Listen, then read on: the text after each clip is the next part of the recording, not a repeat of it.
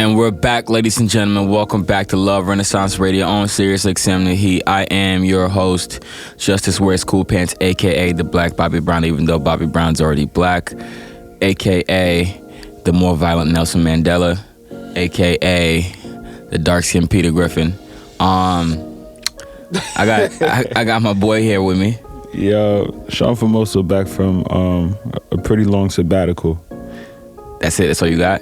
From your long sabbatical? Like, we've been waiting for this moment? Yeah, man, I got a beard now. You didn't always have a beard? I didn't always, not a full one. Now it's like, it's defined, like it's intentional. I have an intentional beard now. Is it like, are you going like freeway levels or like? So every now and then, like, I have it like kind of shaped up. Well, I'm just trying to see where it goes. Like, you know, I've never really had like long hair in general. So like, this is my version of like cornrows. Do you have like a routine, like a beer routine? Nah, yeah, like, you know how like, I don't know, there's like yeah, shiny beards out it's here. like, nah, I don't really do all like that. sheen. But I will say there's like a whole new world that's been unlocked since I've. What's the world that's unlocked? I personally don't love my beard, but the world, women like women like facial it's hair. so weird. Yeah. There's like a certain sense of maturity that comes with it that I actually don't have. So my beard is actually a big lie. Yeah, no, I mean, I felt the same way. But my girl made sure that I stopped cutting it off. I used to like do the baby face. Yeah. And with the beard, they're like, bro, like, it's like the wave. Man, I don't understand it. It's weird. I don't. Bro, it's a very but weird I will say, place. it makes your haircut last longer. It does. Yeah, because it's like. But you don't feel so much but you don't feel clean though. But you don't feel clean with the beard. Yeah, nah, man. It's like even after getting a $100 haircut, like you're like, wait, I still got all this hair on my face. But $100 haircut, is that because of inflation or that's just because like that's what you do? It's like, yeah. He comes to the house. Okay. Backdrop. Ladies and gentlemen, if you're just now tuning in, Love Renaissance Radio. It was a pretty special week for us. Sean, what happened? Westside Bug, big drop. More black superheroes. More big black drop. superheroes. Our Compton superhero, Westside Boogie, dropped his sophomore album. It felt like 3 years in the making. Yeah, man. Yeah, the reception has been incredible. But like the process to get here, or for us to finally put it out, was insanity. Yeah, you know what's crazy? Like, off top, Boogie dropped a better hip hop album than Drake on the same day. Hit the button. Hip hop. Damn, you just judged that. You just judged an album in 48 hours. Well, I mean, hip hop. It's two different things. I mean, I don't think Drake was going for a hip hop perspective. Right, but that's why we win by default anyway. Yeah. I mean, let's talk about it. I mean, do we consider Drake to be a rapper or a pop star?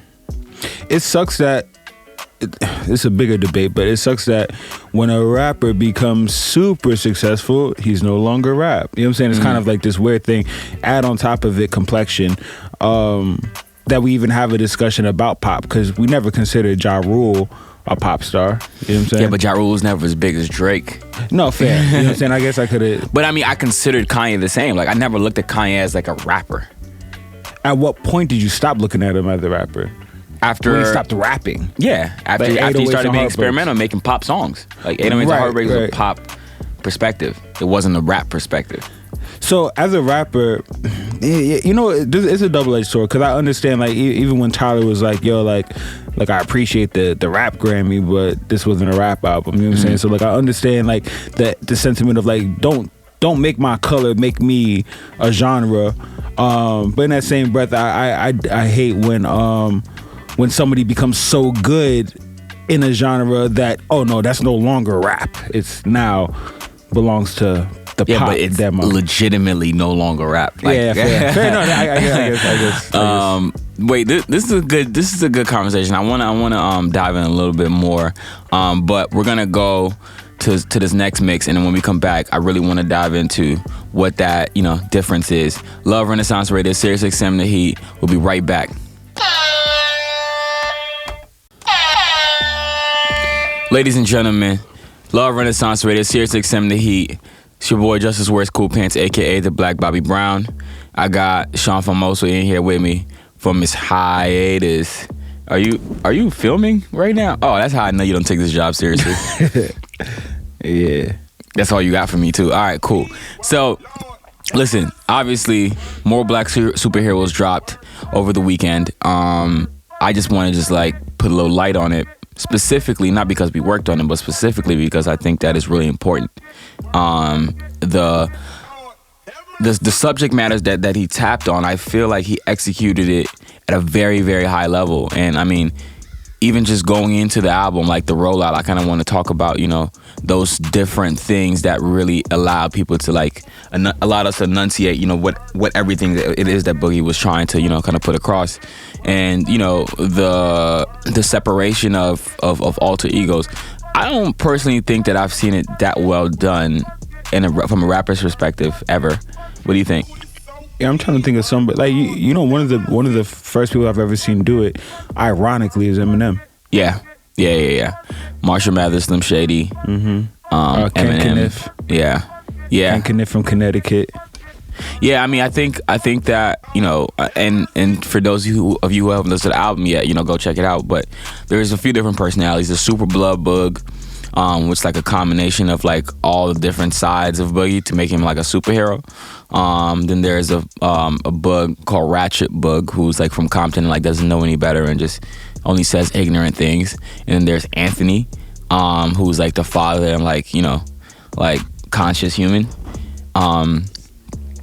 And there's Westside Boogie, which is like, the rapper as we know him, super competitive and want to be the best. But I just wanted to give you guys a quick run through. But I just feel like, especially with that Colors performance, when he was kind of trading in and out of, the different places based on the certain words, I just feel like that was genius, man. Yeah. Nah, I mean, I think in music, people have to I think fans fail to understand the amount of reading the room that artists have to do, and even trying to be themselves. There's different versions of yourself. The way you show face or introduce yourself to one demo is different than another. And I think the album just kind of is very clear on the conflict the self conflicts that he has in doing so. You know what it is? It feels a little deeper. Like it feels like. Because as like artists, I feel like artists are scared to put out music or try different things because they box themselves in as well as fans, right? Yeah. But if you give fans like an out, or like an explanation or context, it allows you to be a little bit more free in your mind. Because it's not that like people don't want to accept new things. In your mind, you just feel like you don't want people to not like you anymore, right? Yeah. So, which is ironic because I'm like, damn, like. Was that the issue that that Twitter did have with Drake's album, specifically because I haven't heard it yet, but I'm sure it's good. But I mean, obviously Twitter, that is a place for like negativity and all like the pushback on his album. Is it because he didn't lay the world like he didn't set the world enough, like because cornrow Drake, but he's hooping every day. I feel like that's not album you hoop to, right? So it's just like, was he supposed to be, in Ibiza for like 3 months? And like, oh, I'm working on this different, you know what I'm saying? Like just trying to create the energy. Right. So like the space was like a little bit more safe. I think because of the amount of transparency artists have been giving us with social media, we get to see or not see what, somebody's going through in the midst of whatever they may be working on, for better or worse. Like you have somebody like Kendrick that disappears, and then you have somebody like when Rihanna was releasing music, like it's very clear like where we're going. It's all black. It's this. It's that. You know what I'm saying? So, but I mean, nonetheless, I mean, Drake is like, love him or hate him, he is the embodiment of the world in the sense of like he, fucking world traveler. Every album you can tell what the influence was, whether it was him being in London for X amount of time and the amount of features he has. I actually peeped that he was with Black Coffee for the last couple of months, popping up on him and stuff like that. So I mean, I have listened to the album and I think it's great. To keep it real, I think Yeah, it's a good album, man. It's you know, somebody tweeted the other day, they're like, yo, this album isn't for you guys in the trap. It's for the dudes that love to take beautiful black women on trips outside of the country, and that's exactly what it is. Just in time for the summer. Such a niche audience. Yeah. Listen, if you're just now tuning in, Love Renaissance Radio, SiriusXM The Heat. We're gonna go into this next mix and we'll be right back. And we're back, ladies and gentlemen. Love Renaissance Radio, SiriusXM The Heat. I was in New York all week, and it was dope. First of all, I didn't even know people in New York listen to the radio, because like, where, at what point are you listening to the radio? But it's dope for people to keep saying that, you know. In transit. Yeah, but on the headphones, like, yeah, subways. How do you connect past fair. Yeah, radio. I'm just like, okay. But I was like, cool. Shout out to New York showing us all the love, saying our show is the best show on Sirius. So, with that being said, hopefully they never cancel us, because we have the best show. Tweet us, let us know, so we can retweet it so they can see the powers that be. What's going on though? How you feeling? What are you doing this summer? Oh man, this summer, like, yeah, we're doing big Europe trips. You know, it's festival season. Everybody's officially back outside. We got Black traveling overseas. We got Summer finally to agree to travel overseas. Man, it's a history in the making. So we'll probably we're actually gonna do Ibiza for a little while. Play Drake's album. Head to London, Wireless Festival. Play Drake's album. Stop back in Italy, Positano, play Drake's album, give it a good run for its money. You gonna play Boogie's album at some point in time? Jesus Christ. When I get back to Compton. What are your predictions? I mean, I feel like, you know, Drake obviously did something completely different. Do you feel like Beyonce's getting ready to as well? I mean, just looking at the images, for me, I just try to look at them a little bit past the surface. But it feels like she's going into a disco space as well. She was sitting on top of a disco ball. I would actually. One of the photos.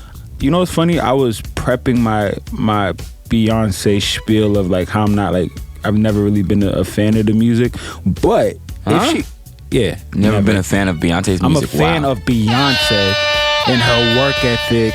And like, you know, everything that she's like been like, she's just like the hardest working woman, like, and it's just like evident. But if she goes into like a dance disco space, I'm actually 100% for it. If she doesn't, I'm not with it. No, I mean, listen, this is my theory. My theory is, obviously the album's called Renaissance. We've been on this Beyonce, Love Renaissance to be exact. But the album's called The Renaissance, and if you're looking at the images a little bit, you know, deeper past the Illuminati perspective, where, you know, the internet loves to take it, it feels like she's going to do something completely different. And my theory is she's going to go into her Whitney bag. I want to dance with somebody. I feel like she's going to go in that direction. Fire. Which would be crazy for her, because she has the voice to obviously pull that off. That's incredible. That's my theory. Yeah, nah, I mean, I think, what people don't understand is, like, you know, past dance music, but house music is a black genre. Yeah, it actually is. That's a Detroit, Africa, but Detroit-based genre. So, like, even the ethos of, like, what people consider, like, that's white music, that forward to the floor, no, that's literally black music, you know what I'm saying? So, what music genre isn't black music? Classical. That's a good answer. But I do feel like some slaves were in the back somewhere, like cooking up the classical, because I feel like Beethoven was black.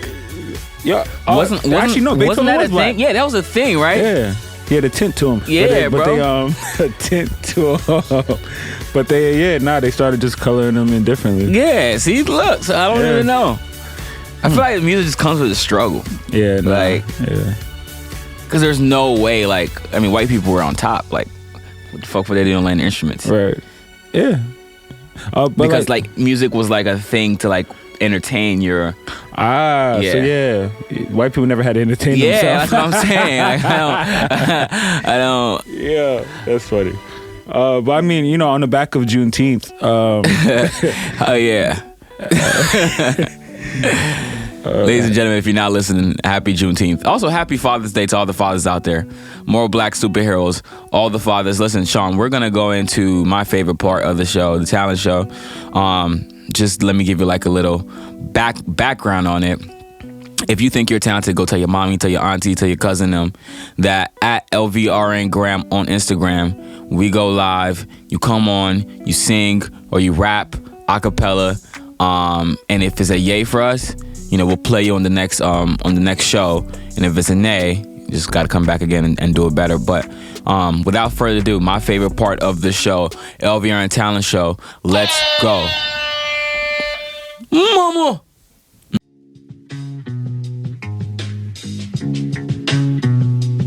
Love Renaissance Radio, SiriusXM The Heat.